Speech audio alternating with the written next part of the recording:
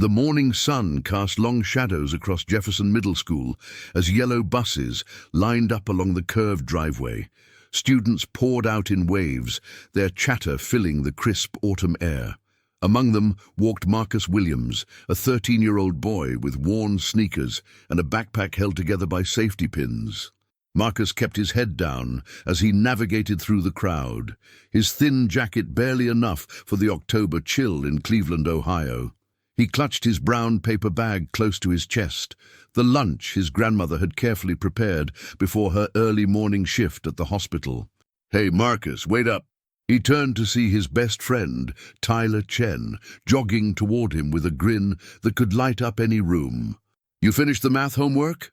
Tyler asked, falling into step beside him. "Yeah, it took me until midnight, but I got it done." "Midnight, dude, why so late?" Marcus shrugged, not wanting to explain that the electricity had been cut off again, and he'd had to wait until his neighbor, Mrs. Patterson, let him use her kitchen table and lamp. "Just got distracted, I guess." They walked through the double doors into the main hallway, where students rushed to their lockers and teachers stood guard at classroom doors. The smell of floor wax and cafeteria breakfast mixed in the air. "You ready for Mrs. Hendricks' class?" Tyler asked with a grimace. Marcus felt his stomach tighten. "Ready as I'll ever be." Mrs. Patricia Hendricks had been teaching social studies at Jefferson Middle for 15 years, and in that time she had developed a reputation. Some called her strict, others called her dedicated. But Marcus had another word for her, one he kept to himself because his grandmother had taught him better than to speak ill of adults. The warning bell rang, and Tyler gave Marcus a sympathetic pat on the shoulder before heading to his own homeroom. Marcus made his way to room 204, taking his usual seat in the back corner. He placed his paper bag lunch carefully in the basket under his desk, right where Mrs. Hendricks had instructed all students to keep their belongings. The classroom filled quickly, students sliding into their seats as the final bell approached. Marcus pulled out his notebook and pencil, ready for another day of trying to be invisible. Mrs. Hendricks entered exactly as the bell rang, her heels clicking against the tile floor like a metronome counting down to something inevitable. She was a tall woman in her mid-40s, with perfectly styled blonde hair and clothes that probably cost more than Marcus's entire wardrobe. "Good morning, class," she said, her voice crisp and controlled. "Good morning, Mrs. Hendricks," the class responded in practiced unison. Her eyes swept the room, pausing briefly on Marcus before moving on. He felt that familiar chill run down his spine, the one he always got when she looked at him like he was something stuck to the bottom of her expensive shoes. "Today, we'll be discussing the civil rights movement," she announced, writing the topic on the whiteboard. "Please open your textbooks to Chapter 7. The rustle of pages filled the room. Marcus opened his worn textbook, the same one that had been through at least 5 other students before reaching him. Its spine cracked and pages yellowed. "Before we begin," Mrs. Hendricks continued, "I want to remind everyone that the field trip permission slips and payment are due by Friday. The trip to the Cleveland Museum of History is mandatory for your grade." Marcus felt his heart sink. The trip cost $45, money his grandmother simply didn't have. Last night she'd worked a double shift just to cover the electric bill. "Marcus Williams," Mrs. Hendricks' voice cut through his thoughts. "Do you have your permission slip?" All eyes turned to him. He could feel the heat rising to his cheeks. "Not yet, ma'am. I'm still what? Still hoping money will fall from the sky." A few students snickered. "This is the 3rd time I've asked you. Everyone else managed to turn theirs in on time." "I'm sorry, ma'am. My grandmother is—" "I don't want excuses, Marcus. I want results. Perhaps if your family spent less time making excuses and more time being responsible, you wouldn't always be the one holding everyone back." The words hung in the air like a slap. Marcus gripped his pencil so hard he thought it might snap. "Yes, ma'am," he whispered, because what else could he say?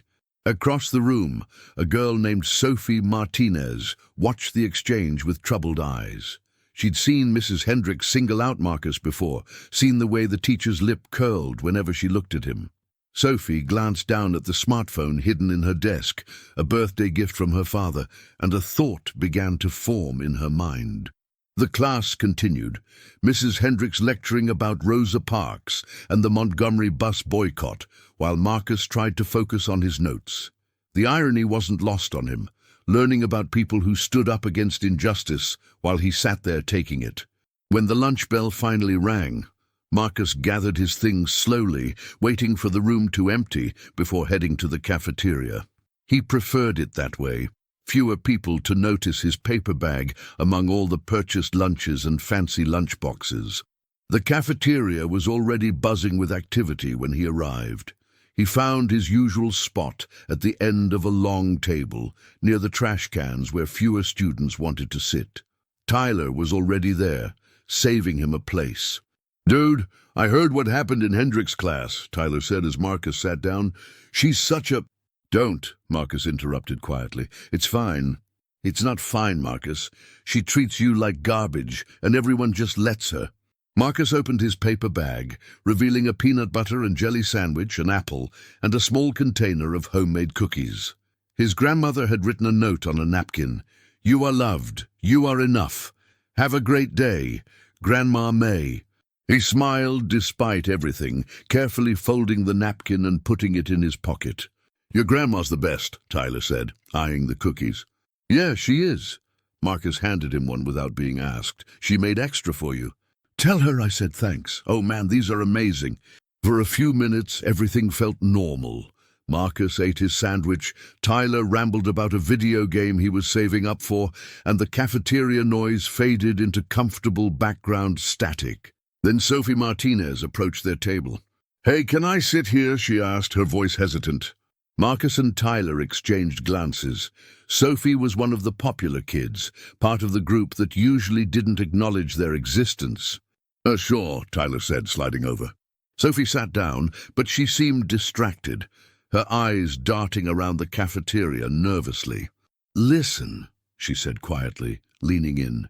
"I need to tell you something about Mrs. Hendricks." Marcus stopped mid-bite. "What about her?"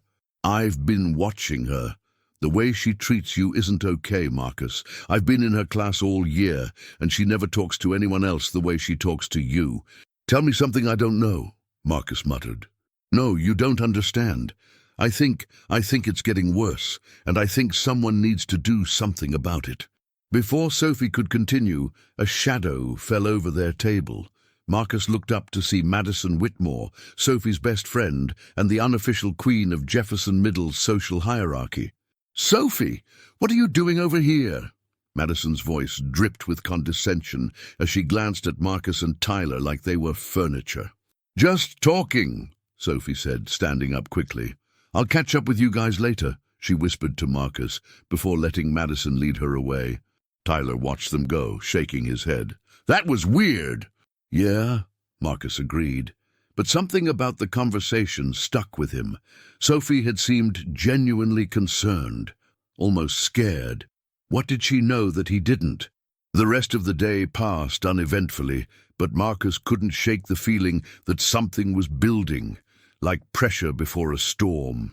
When the final bell rang, he gathered his things and headed home, walking the 12 blocks to the small apartment he shared with his grandmother.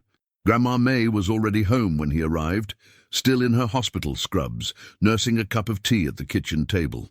She looked tired, the kind of bone-deep exhaustion that came from working too many hours for too little pay.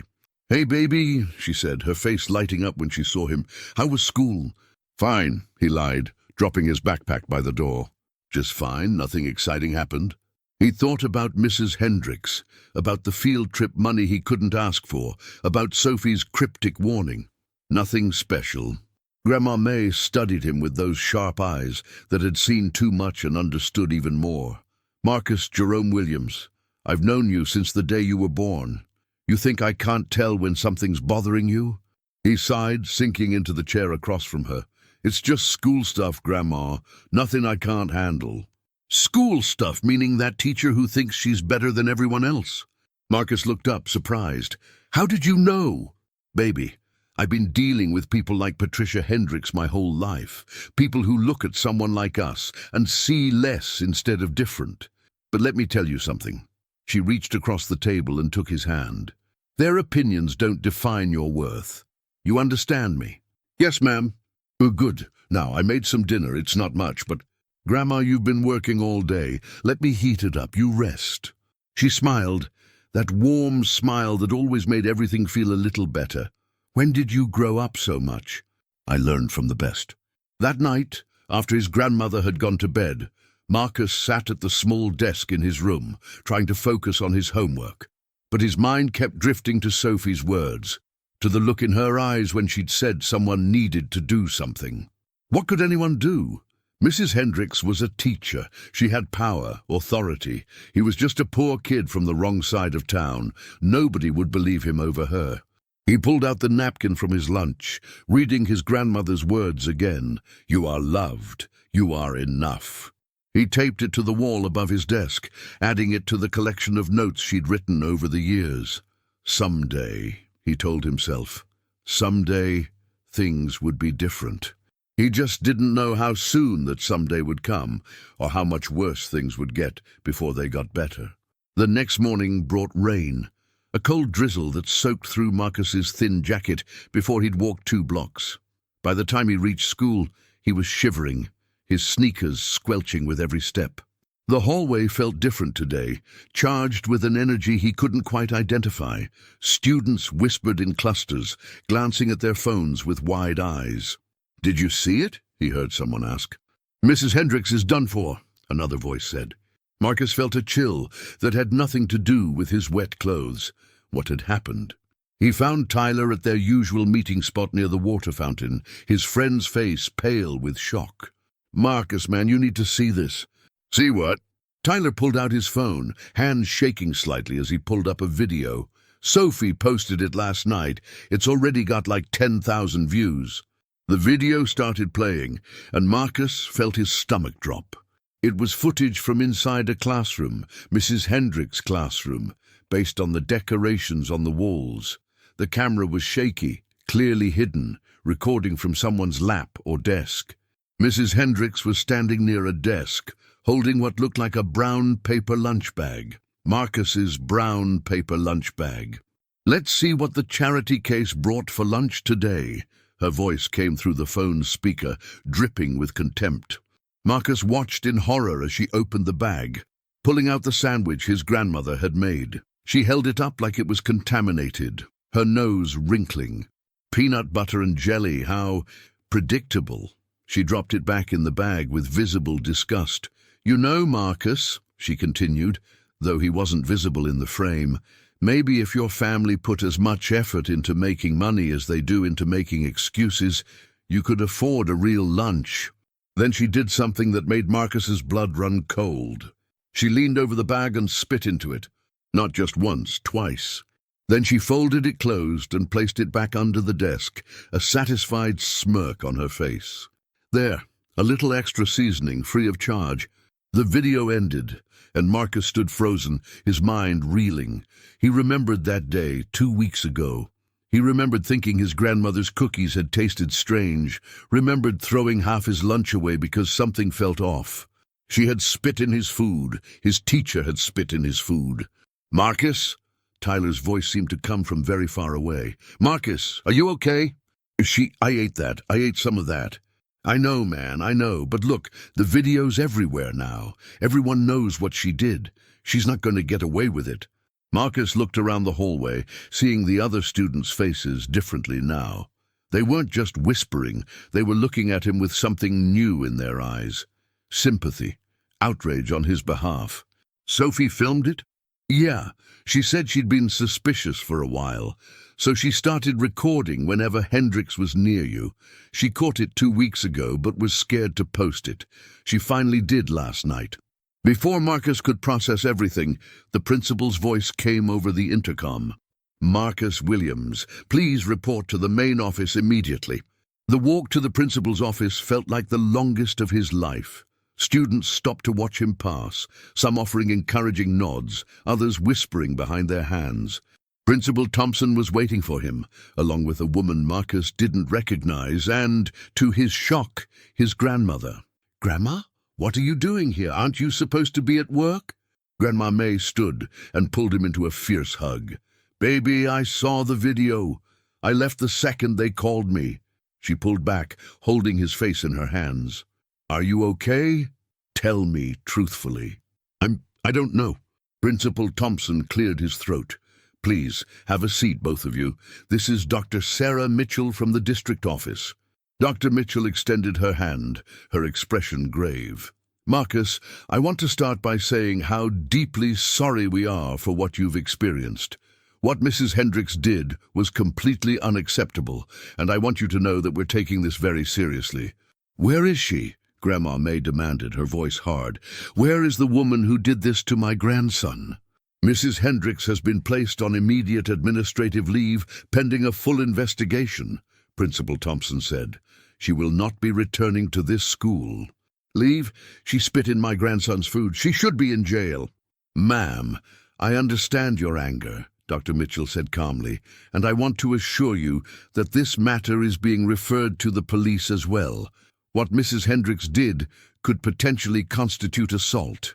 Marcus sat quietly, listening to the adults talk about policies and procedures, investigations and consequences. It all felt surreal, like he was watching a movie about someone else's life. "Marcus," Dr. Mitchell's voice pulled him back, "I need to ask you some questions, if you're up for it, about how Mrs. Hendricks has treated you over the past year." And so he told them everything. He told them about the daily comments, the public humiliation, the way she'd single him out for mistakes while ignoring the same errors from other students. He told them about the field trip money and the charity case remarks, and the dozens of small cruelties that had added up over months. By the time he finished, Grandma May was crying silently, and even Principal Thompson looked shaken. "Why didn't you tell anyone?" Dr. Mitchell asked gently. Marcus looked at his hands. "Who would have believed me? She's a teacher.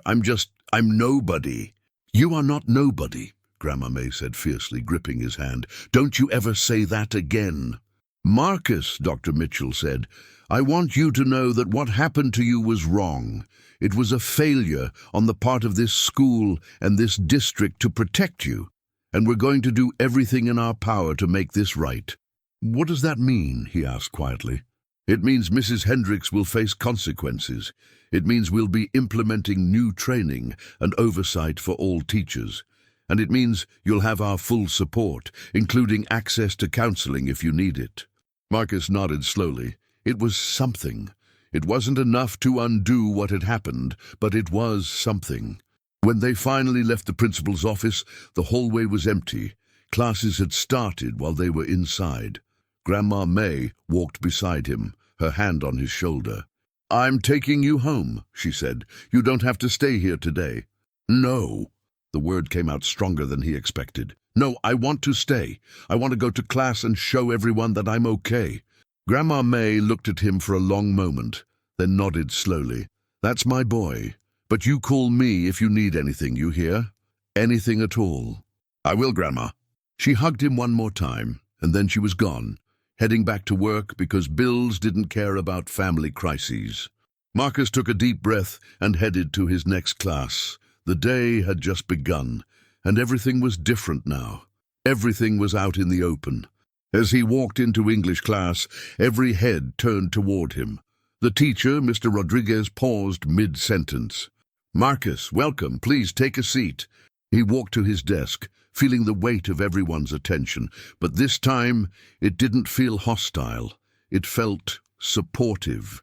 "Hey," whispered the girl next to him, someone who had never spoken to him before. "What she did was disgusting. I'm sorry that happened to you." "Thanks," he managed. Throughout the day, similar interactions repeated.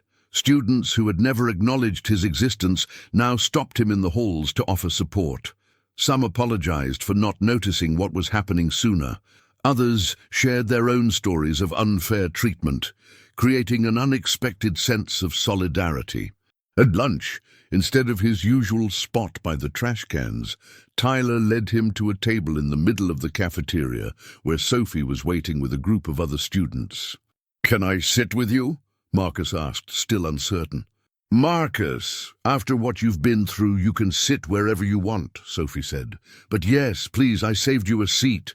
He sat down, feeling exposed in the bright fluorescent lights of the cafeteria's center. No hiding here. "I need to thank you," he said to Sophie, "for recording that, for posting it. You didn't have to do that." Sophie shook her head. "Yes, I did. I should have done it sooner. I was scared, you know. Mrs. Hendricks was intimidating. I was afraid of what she might do if she found out I was recording her. But you did it anyway. I couldn't just watch anymore. What she was doing to you was wrong, and everyone was just letting it happen. Someone had to do something." Tyler raised his chocolate milk in a mock toast. "To Sophie, the bravest girl in Jefferson Middle School." A few people laughed and raised their own drinks. Marcus felt something unfamiliar warm his chest. He wasn't sure what to call it. Belonging, maybe. Community. "So what happens now?" asked a boy named Devon, who Marcus knew from gym class. "With Mrs. Hendricks, I mean." "I don't know," Marcus admitted. "They said there's an investigation. She could get fired, maybe even arrested." "Good," said Madison Whitmore, surprising everyone at the table. She caught their looks and shrugged. "What? What she did was vile. I don't care how much money someone has or doesn't have. No one deserves that." It was possibly the nicest thing Madison had ever said to or about Marcus. He nodded at her, a silent acknowledgement that passed between them. After school, as Marcus was heading to his locker, he heard someone call his name. He turned to see Principal Thompson approaching, looking harried. "Marcus, I'm glad I caught you. I wanted to let you know that several news outlets have reached out, wanting to interview you about what happened." Marcus's stomach dropped. "News outlets? The video has gone viral. I'm talking millions of views. This is national news now." I don't know if I want to talk to reporters." "That's completely your choice, and no one will pressure you either way. I just wanted you to be aware of the situation. You should discuss it with your grandmother." Marcus thanked him and continued to his locker, his mind racing. Millions of views, national news, his face, his story, everywhere. He thought about all the times he'd wished someone would see him, really see him. Now the whole world was watching, and he wasn't sure how he felt about it. When he got home, Grandma May was already there, having taken the rest of the day off work. She was on the phone, speaking in hushed tones, but she hung up quickly when she saw him. "That was a lawyer," she said. "She wants to represent us. Pro bono, she called it, means free." "A lawyer for what?" "For going after the school, the district, maybe Mrs. Hendricks herself. She says we have a strong case." Marcus sat down heavily on the couch. "Grandma, I don't know about all this. I just want things to go back to normal." She sat beside him, taking his hand. "Baby, I understand, I do. But what happened to you wasn't normal, and it shouldn't be normal for any child. If we have a chance to make sure this doesn't happen to someone else, don't we have to take it?" He thought about it, really thought about it. All those months of humiliation, of being made to feel like less than nothing. All the lunches he'd been afraid to eat, the comments he'd endured in silence. What if people think we're just doing it for money? Then they don't know us. "Marcus, I've worked 3 jobs to keep a roof over our heads. I've never asked for a handout in my life, but this isn't about money. This is about accountability. This is about making sure Patricia Hendricks never treats another child the way she treated you." Marcus looked at his grandmother, at the fierce determination in her eyes, at the strength that had carried their family through so much. "Okay," he said, "let's talk to the lawyer." The next few days were a whirlwind. The lawyer, a sharp woman named Rebecca Torres, met with them to discuss the case. She explained that while criminal charges were possible, a civil lawsuit might be more effective in creating lasting change. "The goal isn't just to punish Mrs. Hendricks," Rebecca explained. "It's to hold the entire system accountable. How did she get away with this for so long? Why didn't anyone notice? These are questions the district needs to answer." Meanwhile, the video continued to spread. Marcus saw clips of it on the evening news, watched talking heads debate about teacher accountability and school safety. He saw his own face on websites and social media posts, often accompanied by comments that ranged from supportive to hateful. "Don't read the comments," Tyler advised him during lunch. "Trust me, it's not worth it." "Too late," Marcus admitted. "Someone said I probably deserved it." "They're idiots, ignore them." But it was hard to ignore, hard to block out the noise when his entire life had suddenly become public property. At school, a substitute teacher had taken over Mrs. Hendricks' classes, a kind, older woman named Mrs. Patterson, who made a point of treating every student with respect.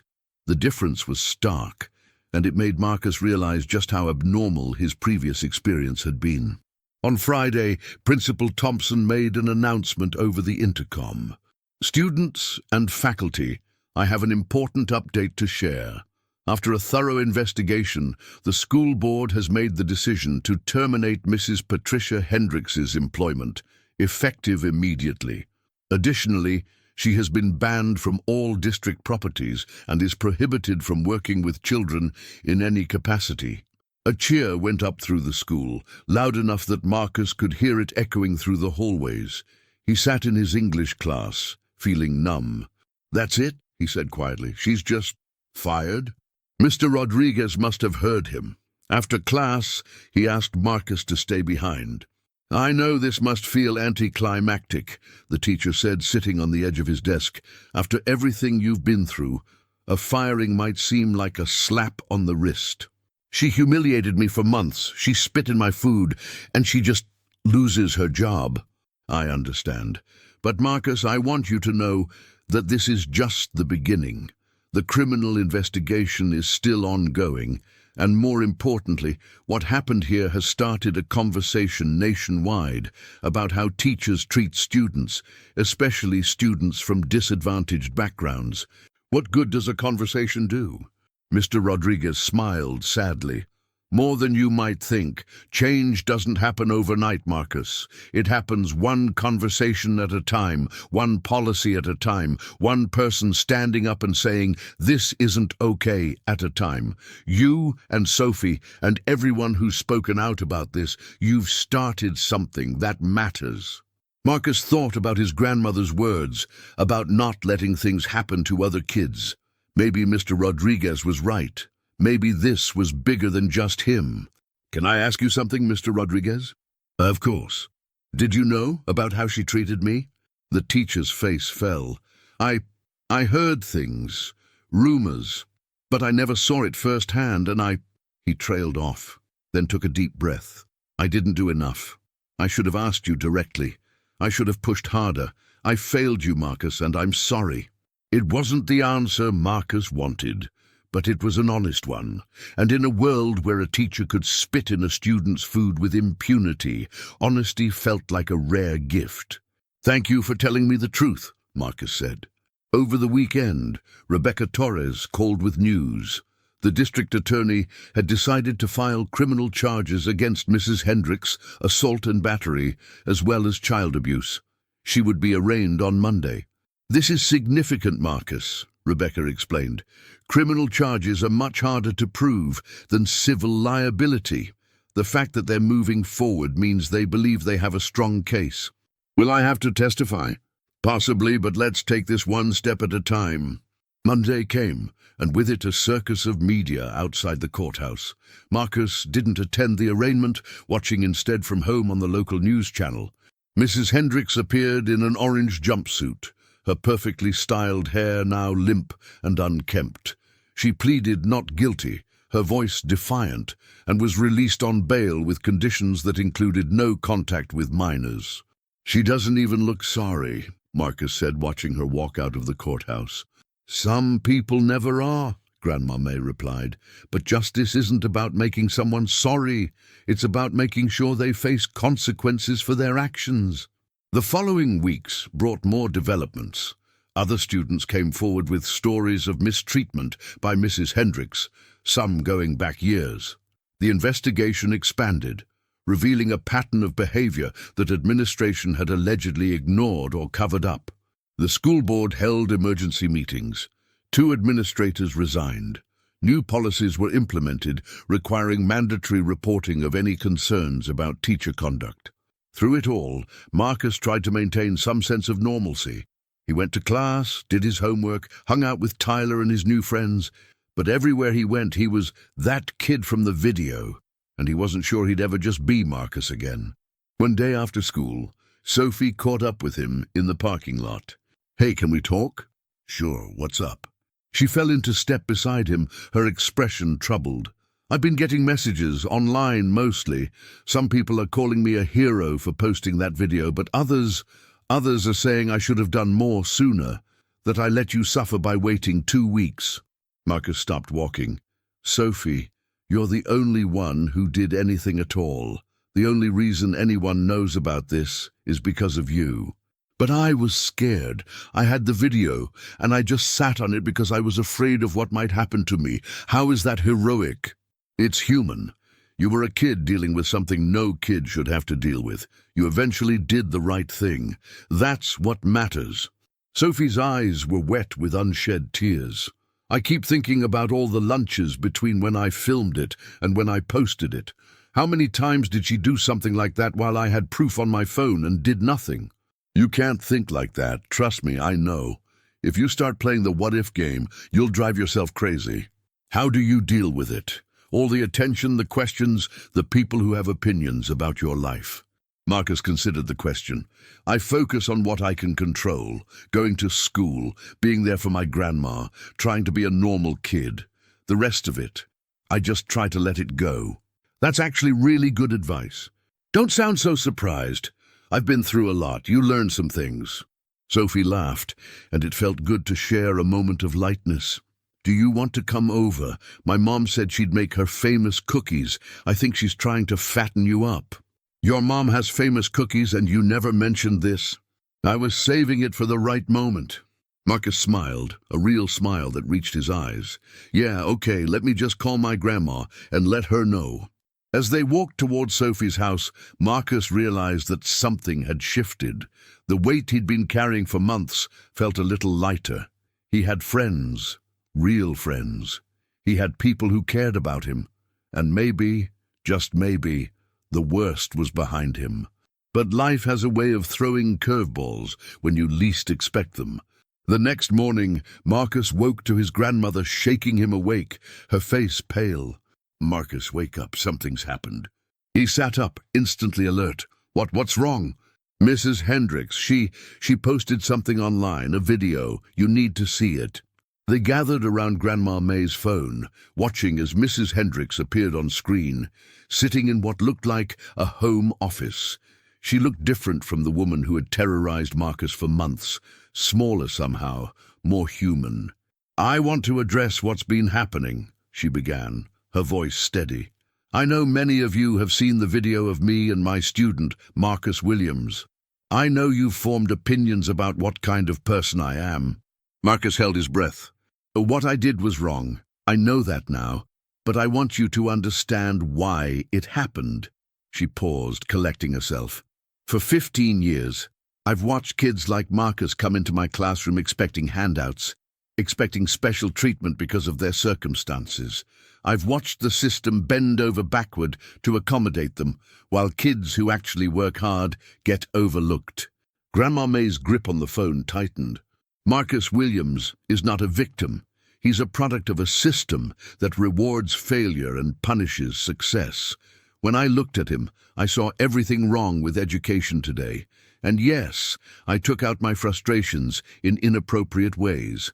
But someone needs to say what everyone is thinking. Not everyone deserves to succeed." The video ended, and Marcus felt like he'd been punched in the gut. That monster," Grandma May whispered. "She's not even sorry. She thinks she was right."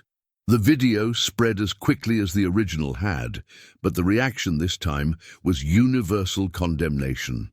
Former colleagues spoke out against her. Parent groups demanded she be made an example of. Even people who had initially defended her backed away. Rebecca Torres called that afternoon. "The video changes things," she said. Her lawyers were probably planning a defense based on momentary lapse of judgment, stress, something like that. She just torpedoed her own case. She admitted on camera that her actions were deliberate and ideologically motivated. What does that mean for the trial? It means the prosecution has evidence of premeditation and lack of remorse. It strengthens both the criminal case and our civil suit. And for me? Rebecca's voice softened. It means everyone now sees what you've been dealing with, not just the spit, but the underlying hatred. You've been vindicated, Marcus. Not that you needed to be, but now no one can claim this was a misunderstanding. The trial came 3 months later, in the dead of winter. Marcus had to testify, facing Mrs. Hendricks across the courtroom for the first time since that day in the principal's office. She looked different now, thinner, older. Prison hadn't been kind to her. The prosecutor led Marcus through his testimony gently but thoroughly. He described the months of harassment, the daily humiliations, the constant feeling of being less than. He talked about finding out about the spitting, about the betrayal of trust, about the nightmares that still sometimes woke him up.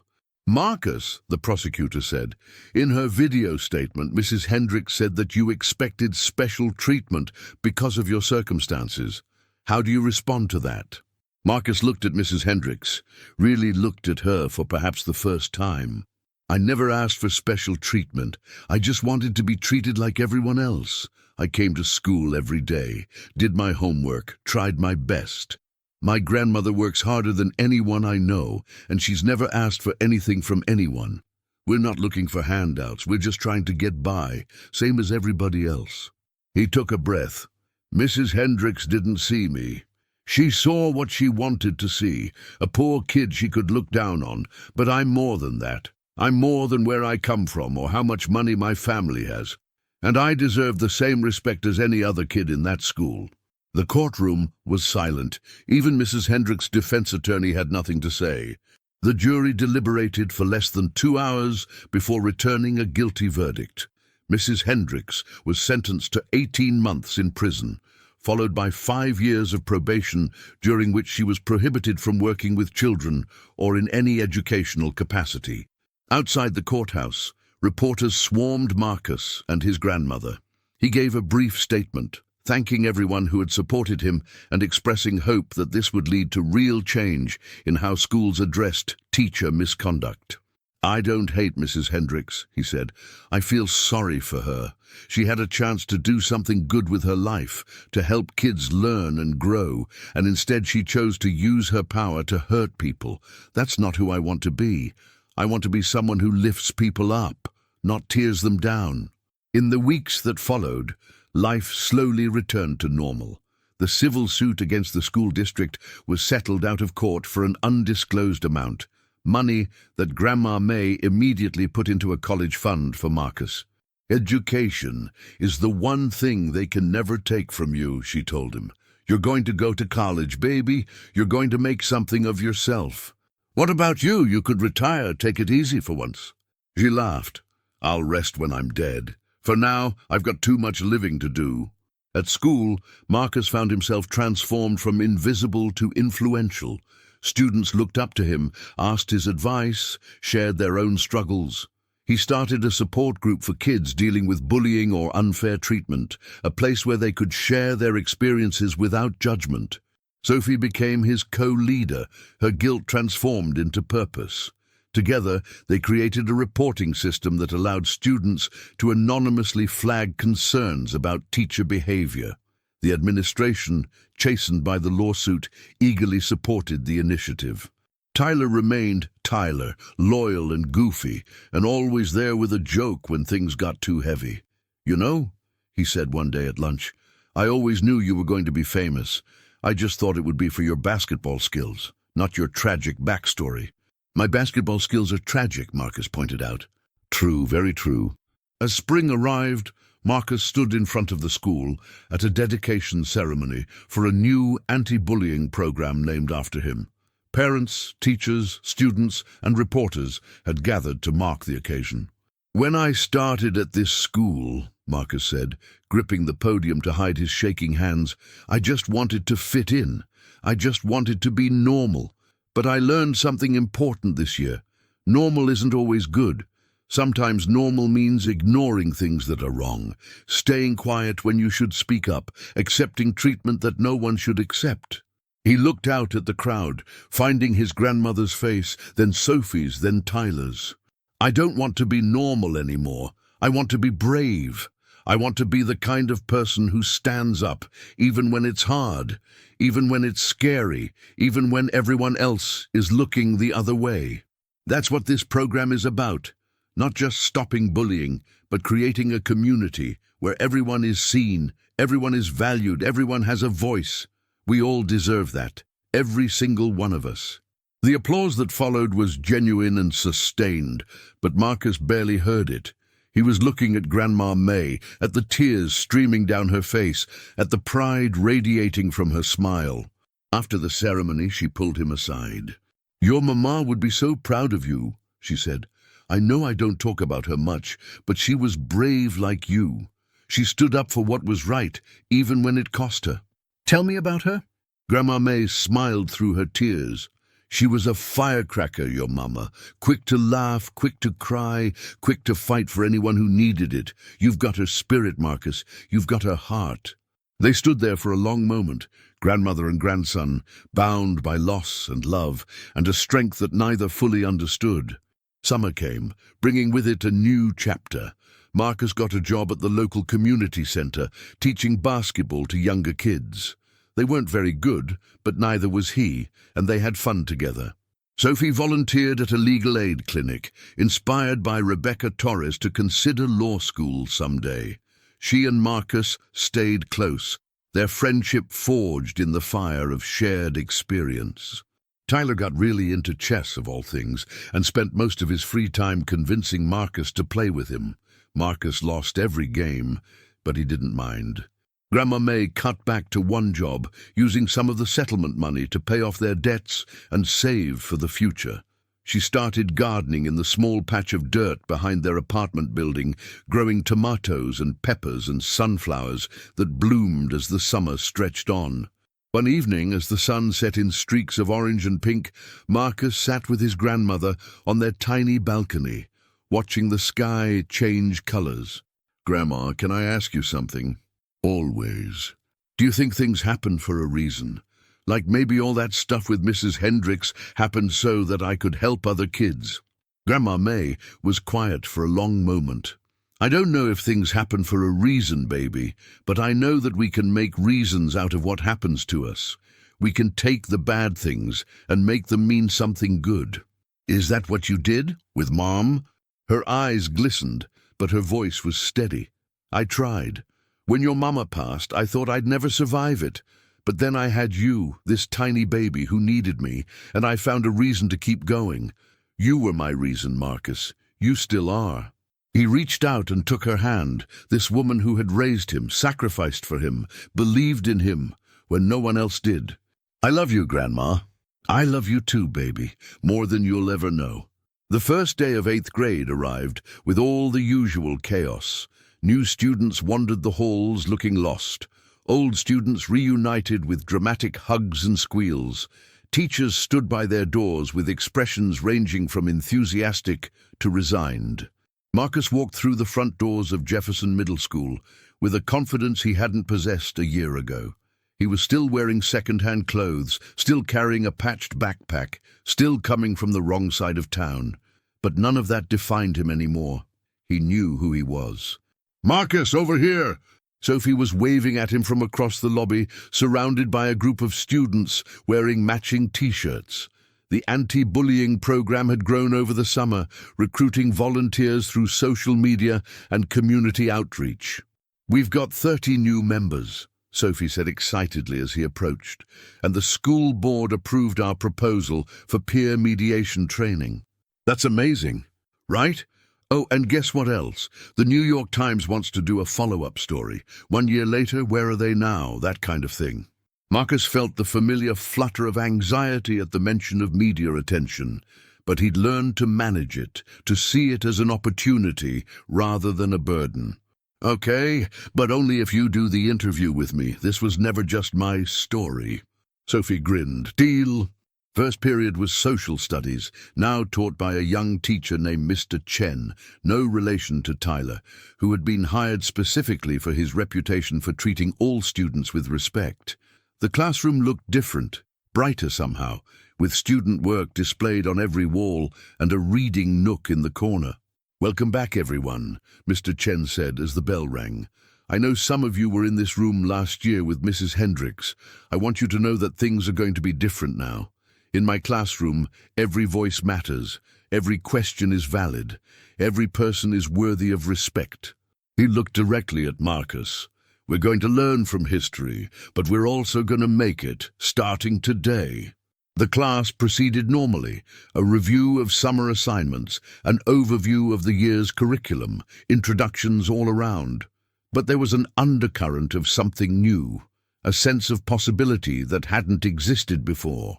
At lunch, Marcus's table had grown to include not just Tyler and Sophie, but a whole group of students who had found each other through shared experiences and mutual support. They called themselves the Lunch Bunch, a deliberately silly name that made everyone smile. So, Tyler said around a mouthful of pizza, anyone else feel like this year is going to be different? Different good or different bad? Asked a girl named Maya, who had transferred from another school after her own bullying experience went viral. Different good, I can feel it. Marcus looked around the table at his friends, old and new. A year ago, he'd eaten lunch alone, hoping no one would notice him. Now he was surrounded by people who knew his story and loved him anyway. I think Tyler's right, he said. I think this year is going to be amazing. And for the most part it was. There were challenges, of course.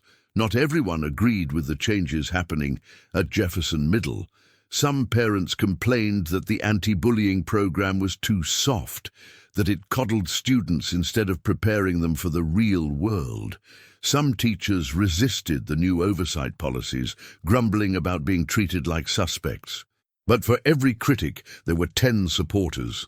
The program expanded to 3 other schools in the district. A documentary crew came to film Marcus and his friends for a segment on youth activism. Colleges began reaching out, interested in a kid who had turned trauma into triumph. Through it all, Marcus tried to stay grounded. He still lived in the same small apartment with his grandmother. He still wore second-hand clothes and carried his patched backpack. He still walked the same 12 blocks to school every morning. You know, Grandma May said one evening, we could afford to move somewhere nicer now. The settlement money, your college fund. We're not struggling like we used to. I know, but I don't want to move. Why not? Marcus thought about it. Because this is home. This is where you raised me, where I learned who I am. A bigger apartment won't make us happier. Grandma May smiled, pulling him into a hug. When did you get so wise? I learned from the best. Spring came again, bringing with it graduation from middle school and the promise of high school beyond. Marcus was named class speaker, an honor that would have seemed impossible a year ago. He stood at the podium in the school auditorium, looking out at a sea of faces, students, parents, teachers, administrators. His grandmother sat in the front row, beaming with pride. Sophie and Tyler were in the graduate section, giving him encouraging thumbs up. When I started at Jefferson Middle School 2 years ago, he began, I thought the goal was to survive, to get through each day without being noticed, without causing trouble, without standing out. I thought if I could just be invisible, everything would be okay. He paused, gathering his thoughts. But I learned something important during my time here. Invisibility isn't safety. Silence isn't peace. When we make ourselves small to avoid conflict, we're not protecting ourselves. We're giving away our power. The auditorium was silent, every eye fixed on him. I'm not going to stand up here and tell you that everything I went through was worth it. It wasn't. No one should have to experience what I experienced. No one should be made to feel less than human because of where they come from or how much money their family has. But I am going to tell you that how we respond to hardship matters. We can let it break us or we can let it build us. We can become bitter, or we can become better. The choice is ours." He looked at Grandma May, drawing strength from her presence. "My grandmother taught me that strength isn't about being tough. It's about being tender. It's about showing up for people, even when it's hard. It's about seeing the humanity in everyone, even in those who have hurt us." So, as we leave this school and move on to the next chapter of our lives, I want to challenge all of us. Be brave. Speak up when you see something wrong. Stand with those who need support. And never, ever let anyone make you feel like you don't matter. Because you do. Every single one of you, you matter. The applause that followed was thunderous, but Marcus wasn't focused on the noise. He was looking at the faces of his classmates, many of whom had tears in their eyes. He was thinking about all the kids who hadn't been as lucky as him, who didn't have a grandmother like his or friends like Sophie and Tyler. After the ceremony, as families mingled and photos were taken, Principal Thompson approached Marcus. "That was quite a speech, young man." "Thank you, sir." "You know, when you first came to this school, I'll admit I didn't notice you. You were just another student, one of hundreds. I'm ashamed of that now." "You don't need to be. A lot has changed since then." Principal Thompson nodded slowly. "Because of you. Because you refused to be invisible. Marcus, I've been doing this job for 20 years, and I've never seen a student have the impact you've had. You've changed this school. You've changed this community. Don't ever forget that." "I won't, sir, thank you." As the crowd began to disperse, Marcus found himself standing alone for a moment, looking at the building that had been his world for the past 2 years. So much had happened within these walls, so much pain, but also so much growth. "Hey!" Sophie appeared at his side, followed by Tyler. "You ready?" "For what?" "For everything. High school, life, the future." Marcus smiled, feeling the weight of possibility settle on his shoulders. It wasn't heavy anymore. It was hopeful. "Yeah," he said, "I think I am." They walked out of Jefferson Middle School together. 3 friends who had found each other in the wreckage of something terrible and built something beautiful from the ruins. Behind them, the school stood silent, waiting for the next group of students who would pass through its doors. Change doesn't happen overnight. It happens one conversation at a time, one policy at a time, one person standing up and saying, "This isn't okay" at a time. Marcus had started something, and it was just the beginning. 5 years later, Marcus Williams stood at another podium, this time at Cuyahoga Community College. He was receiving an associate degree in social work, the first step toward his goal of becoming a school counselor. The audience was different now, adults mostly, but Grandma May was still in the front row. She was older, moving slower, but her eyes still sparkled with the same fierce love that had carried Marcus through his darkest days. After the ceremony, they sat together in a small cafe near campus, sharing a piece of pie. "So," Grandma May said, "what's next for Marcus Williams?" "Transfer to Cleveland State for my bachelor's, then hopefully graduate school. I want to get my counseling license, work in schools like Jefferson." "Helping kids like you were helped?" "Helping kids like I wish I'd been helped.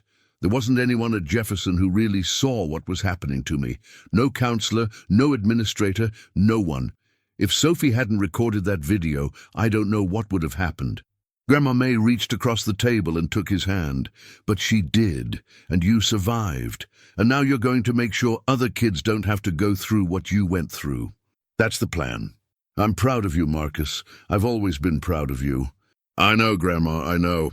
They finished their pie in comfortable silence, 2 people who had weathered storms together and come out stronger on the other side. Later that evening, Marcus received a text from Sophie. She was in her 2nd year of law school now, specializing in education law. "Guess who just got an internship with the ACLU? This girl." He smiled, typing back, "That's amazing. Dinner to celebrate this weekend. Obviously, bring Tyler." Tyler was working in tech now, something with computers that Marcus didn't fully understand, but he was happy, and that was what mattered. As Marcus walked home through the familiar streets of his neighborhood, he thought about all the paths his life could have taken. He could have given up after what Mrs. Hendricks did. He could have let the anger consume him, become bitter and closed off. He could have believed her when she said he wasn't worth anything.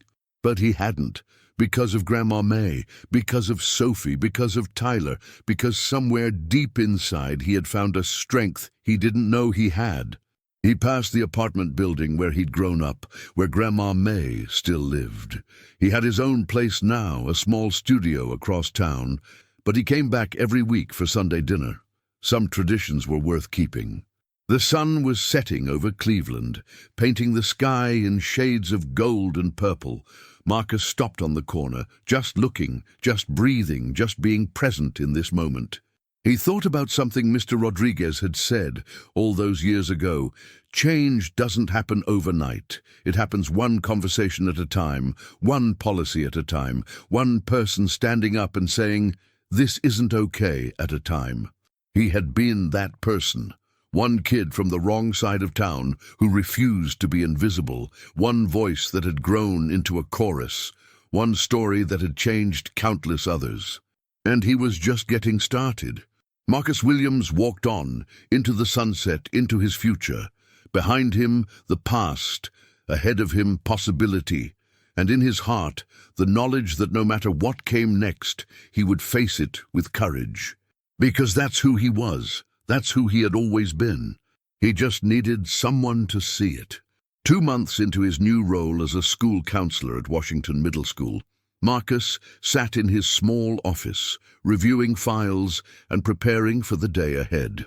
The walls were decorated with motivational posters, not the generic kind from a catalogue, but ones he'd made himself with, quotes from his grandmother and lessons he'd learned along the way.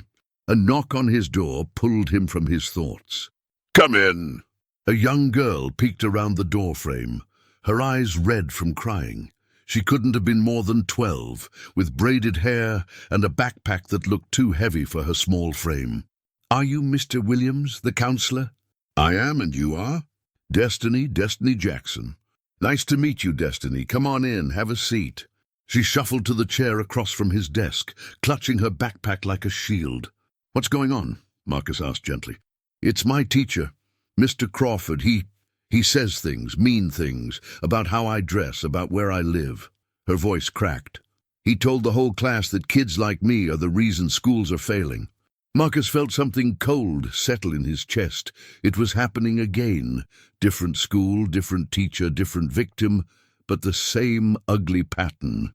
"Destiny, thank you for telling me. That took courage." "Is he going to get in trouble? Because if he finds out I said something..." "Let me worry about that. Right now, I need you to know that what he's doing is wrong. It doesn't matter where you live or how you dress. You deserve to be treated with respect." The girl looked up at him, hope flickering in her eyes. "You believe me?" "I do, and I'm going to make sure something is done about this." She started crying then, not from sadness but from relief. Marcus handed her a tissue and waited, giving her space to feel whatever she needed to feel. "No one ever believes me," she whispered. "I believe you, Destiny, and I'm not going to let this continue." After she left, Marcus sat alone in his office, staring at the wall. He thought about Mrs. Hendricks, about all the months he'd suffered in silence because he didn't think anyone would listen. He thought about Sophie, who had finally done something when no one else would. He picked up his phone and called Principal Jackson. "Hi, Marcus. What can I do for you?" "We need to talk. There's a situation with Mr. Crawford." The investigation was swift but thorough. Other students came forward, each with their own stories of humiliation and cruelty. Mr. Crawford was placed on administrative leave pending review, and within 2 weeks he had resigned rather than face a formal hearing. Destiny found Marcus in the hallway after the announcement. "You really did it," she said, wonder in her voice. "You made it stop." "No, Destiny, you did. By speaking up, by trusting me, you made this possible. Never forget that your voice has power." She hugged him then, a quick, fierce embrace that said more than words ever could. Then she ran off to join her friends, lighter somehow, freer. Marcus watched her go, feeling the satisfaction of a battle won. But he knew this was just one fight in a much larger war. There would be other Mr. Crawfords, other victims, other moments when someone had to choose between silence and action. He would be there for all of them. That evening, Marcus drove to his grandmother's apartment for their weekly dinner. She was waiting on the porch, as she always was, with a cup of tea and a smile that never seemed to age. "How's my baby doing?" she asked as he climbed the steps. "Better now that I'm here." They went inside, where the smell of her famous pot roast filled the small space. Some things never changed, no matter how much time passed. "Tell me about your day," she said, settling into her chair. Marcus told her about Destiny, about the investigation, about how it felt to be on the other side of the story for once. She listened without interrupting, her eyes bright with understanding. "You know what I think?" she said when he finished. "What's that?" "I think everything you went through, all the pain and struggle and heartache, it was preparing you for this, for helping kids who don't have anyone else. You think God planned all that?" She laughed softly. "I don't presume to know God's plans, but I know that you're exactly where you're supposed to be, doing exactly what you're meant to do. And I couldn't be prouder." Marcus helped her wash the dishes after dinner, a ritual they'd shared since he was too small to reach the sink without a stool. They talked about nothing and everything, the comfortable conversation of two people who'd been through fire together. "I've been thinking," Grandma May said, drying a plate with practiced efficiency. "About what?" "About retiring, really retiring this time." Marcus nearly dropped the pot he was scrubbing. "Are you serious?" "I'm 72 years old, baby. I've been working since I was 14. I think I've earned a rest." "I've been telling you that for years." "I know, but I wasn't ready before. I am now." She set down the towel and looked at him. "I think it's because of you. Seeing you grown, successful, happy, I can finally stop worrying." "You'll never stop worrying. It's what grandmothers do." "True, but maybe I can worry a little less." They finished the dishes in companionable silence, then moved to the living room for their usual evening routine, game shows and commentary. Grandma May had opinions about every contestant, every answer, every outfit. "That man is not intelligent enough for Jeopardy!" she declared during Final Jeopardy. "Look at him. He doesn't even know what he doesn't know." "You're ruthless, Grandma." "I'm honest. There's a difference." As the evening wound down, Marcus prepared to leave, but at the door he paused. "Grandma, can I ask you something?"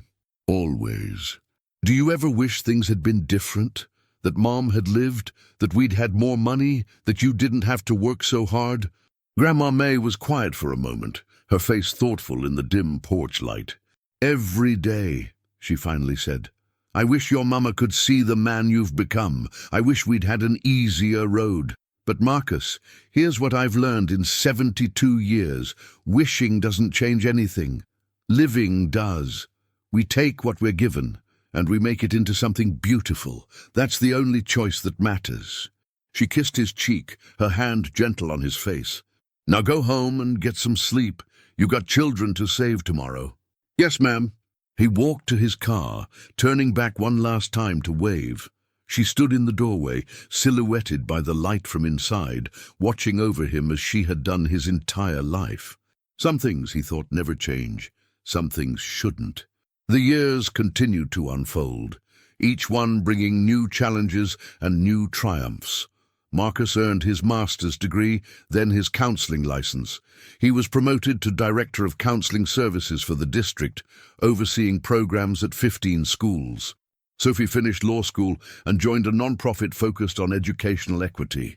She and Marcus collaborated on several initiatives, combining his inside knowledge of schools with her legal expertise to create real, lasting change. Tyler, improbably, became a tech millionaire when his startup was acquired by a major company. He used his wealth to fund scholarships for low-income students, naming the program after Marcus's grandmother. "The May Williams Scholars," he announced at the launch event, "for students who have the talent but not the resources, just like Marcus." "You didn't have to do this," Marcus said, overwhelmed. "Of course I did. You're my best friend. Your grandma basically adopted me. This is the least I could do." The scholarship program grew, funding dozens of students each year. Marcus served on the selection committee, looking for kids who reminded him of himself. Bright, determined, overlooked by a system that didn't know how to see them. One recipient in particular stayed with him. Her name was Crystal, a 17-year-old from the exact neighborhood where Marcus had grown up. She had straight A's, despite working 2 jobs, a gift for mathematics, and a dream of becoming an engineer. "I don't know if I can accept this," she said when Marcus called to tell her she'd been selected. "It feels like charity." "It's not charity, it's an investment. We believe in you, Crystal. We believe you're going to do great things, and we want to help make that possible." "But why me? There were hundreds of applicants." "Because I see myself in you. Because I know what it's like to have big dreams and no clear path to reach them. Because someone helped me once, and now it's my turn to help someone else." Crystal was silent for a long moment. When she spoke again, her voice was thick with emotion. "I won't let you down, Mr. Williams. I know you won't." Crystal graduated top of her class and went on to study engineering at Case Western Reserve. She kept in touch with Marcus, sending updates on her progress and thanking him for believing in her when no one else would. It was the ripple effect, Marcus realized. The change that started with one video, one girl brave enough to record the truth, had spread in ways no one could have predicted. It was in destiny, now a junior in high school with plans to become a social worker. It was in Crystal, designing bridges and buildings that would stand for centuries. It was in every kid who heard his story and realized they weren't alone. On the 10th anniversary of the video's release, Marcus was invited to give a TED Talk about his experience. He spent weeks preparing, wanting to get every word right. The day of the talk, he stood backstage, heart pounding. Sophie and Tyler were in the audience, along with Grandma May, who had insisted on making the trip despite her arthritis. "You've got this," Sophie texted. "Show them who you are." Marcus took a deep breath and walked onto the stage. 10 years ago," he began, "a teacher spit in my lunch. It sounds almost absurd when I say it out loud. Cartoonishly villainous. The kind of thing that happens in a movie, not in real life. But it happened to me, in a classroom just like the ones your children sit in every day." The audience was silent, riveted.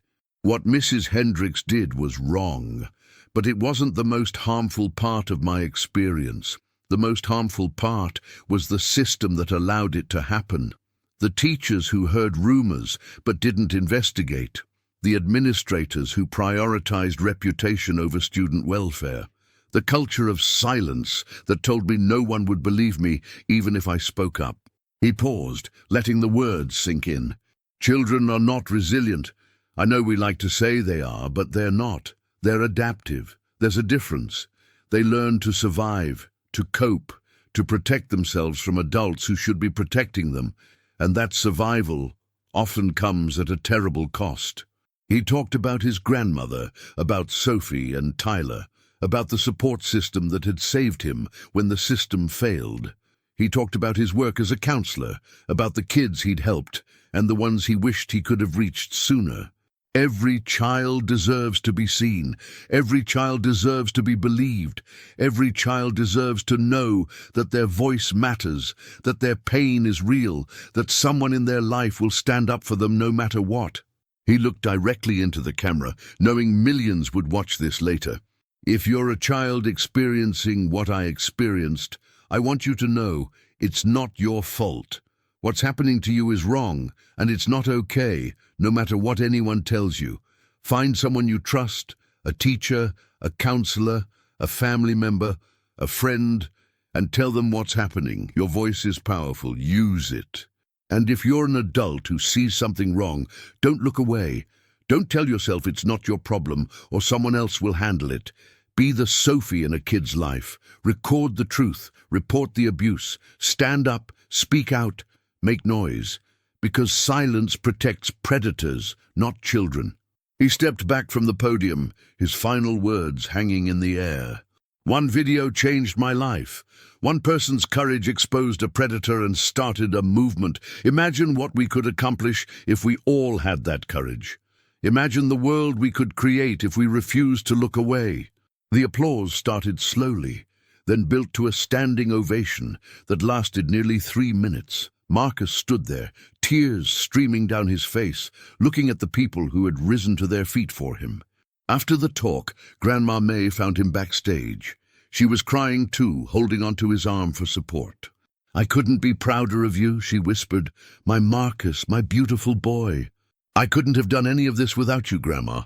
"Yes, you could have. Everything you needed was inside you all along. I just helped you find it." They held each other for a long moment, grandmother and grandson, two halves of a whole. That night, Marcus sat alone in his hotel room, scrolling through the reactions to his talk. It was trending on social media, shared and discussed and debated. Some people criticized him for dwelling on the past. Others praised him for his bravery. Most fell somewhere in between. But one comment stood out. "I'm a teacher, and this video made me look at myself differently. I've never done anything as extreme as what happened to Marcus, but I've been dismissive of students. I've made assumptions. I've let my frustrations show. This is my wake-up call. I'm going to do better."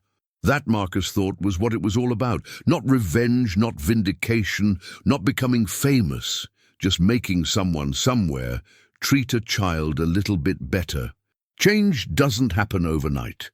It happens one conversation at a time, one policy at a time, one person standing up and saying, "This isn't okay" at a time.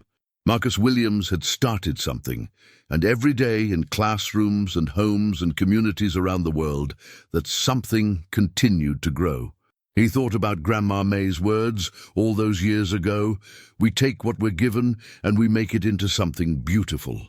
That's the only choice that matters." He had made his choice, and he would keep making it every single day for the rest of his life. Because that's what you do when you refuse to be invisible. You shine your light so bright that others can find their way. And in the darkness of a world that often seemed cruel and unfair, light like that was everything. Grandma May passed away peacefully in her sleep on a Tuesday morning in October. She was 79 years old, and she died as she had lived, on her own terms, surrounded by love. Marcus was at her side, holding her hand when she took her last breath. He stayed there for a long time afterward, not ready to let go, not ready to face a world without her. The funeral was standing room only. People came from all over, colleagues from the hospital, neighbors from the apartment building, former students and their families. Tyler flew in from California. Sophie cancelled a major court appearance to be there. Marcus gave the eulogy, his voice cracking with emotion. "My grandmother was the strongest person I ever knew, not because she never struggled, but because she never let the struggle define her. She raised me on her own, worked 3 jobs to keep food on the table, sacrificed everything so I could have a chance at something better." He looked at the casket, covered in flowers from people who had loved her. "When I was going through the worst time of my life, she told me that people like Patricia Hendricks would always exist, that some people look at us and see less instead of different. But she taught me that their opinions don't define our worth." He paused, gathering himself. She was right. About that and about so much else. She was right that education would open doors for me. She was right that kindness was stronger than cruelty. She was right that if we take what we're given and make it into something beautiful, that's the only choice that matters. I am who I am because of her. Everything good in me, every bit of strength and compassion and determination came from her example. She saw me when no one else did. She believed in me when I didn't believe in myself. She loved me unconditionally, even when I was difficult, even when I was hurting, even when I couldn't love myself. Grandma May, wherever you are now, I hope you know how much you meant to me. I hope you know that your legacy lives on in every child I help, every life I touch, every moment I choose courage over fear. You shaped me into someone worth knowing, and I will spend the rest of my life trying to be worthy of your faith in me. He stepped down from the podium, unable to continue. Sophie met him at the bottom of the steps, pulling him into a hug that said everything words couldn't. In the weeks that followed, Marcus sorted through his grandmother's belongings. It was painful work, each item carrying memories and meaning. He found boxes of photos he'd never seen, report cards from his childhood, every napkin note she'd ever written. At the bottom of one box, he found a letter addressed to him in her handwriting. It was dated 3 years ago, with instructions to open it after she was gone. "My dearest Marcus, if you're reading this, I've gone to join your mama. Please don't be too sad. I've lived a full life, longer than I ever expected, and I'm ready to rest. I want you to know how proud I am of you, not just for what you've accomplished, but for who you are. You've taken every obstacle life threw at you and turned it into a stepping stone. You've helped countless children feel seen and valued. You've become the kind of person who makes the world better just by being in it. Remember the day you came home from school after Mrs. Hendricks humiliated you about the field trip money? I knew then that something was wrong, even though you didn't want to tell me. I should have pushed harder. I should have demanded answers from the school. I carry that guilt with me still. But I also remember what happened after. I remember how you stood up, spoke out, refused to let her destroy you. I remember the young man who testified in court and said he deserved respect, not because of what he had or didn't have, but because he was a human being. That moment changed everything, not just for you, but for so many others. You are my greatest achievement, Marcus Jerome Williams. Not my job, not my home, not any of the material things I struggled to provide. You, my grandson, my joy, my reason for living these past 18 years since your mama left us. Go out into the world and keep being you. Keep fighting for the children who need champions. Keep loving the people who deserve your love. Keep making me proud, even though I won't be there to see it. And Marcus, remember to rest sometimes. You can't pour from an empty cup. Take care of yourself the way you take care of others. That's my last request. All my love, forever and always, Grandma May. P.S. The cookies are in the freezer. I made an extra batch just for you. Marcus laughed through his tears, picturing his grandmother carefully labeling cookies, thinking about his grief even from beyond. That was so like her, always taking care of him, always one step ahead. He went to the freezer and found the cookies, wrapped in foil with his name on a note. He ate one, standing at the counter, tasting the familiar flavors of his childhood, letting the memory of her fill him up. She was gone, but she wasn't really gone.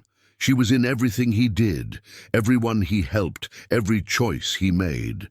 She had built herself into his bones, and nothing could ever take that away.